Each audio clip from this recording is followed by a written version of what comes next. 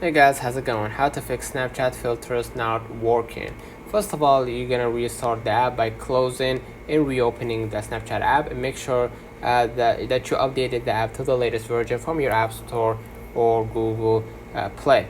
Okay, and then check permissions. Ensure that Snapchat has permissions by going to the settings and then scroll a little bit down. And then you're gonna go ahead to the specific app, aka Snapchat, and then you're gonna check for permissions.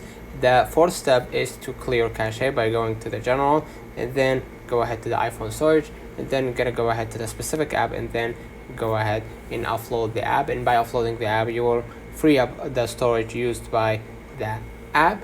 And then check for internet connection. Make sure that you have a stable internet connection, and then restart the device. Reboot your iPhone by going back to the general, click transfer reset iPhone, and then click reset, and that should fix your problem. So let me know in the comments if this video helped you. Don't forget to like and subscribe, and thank you for watching.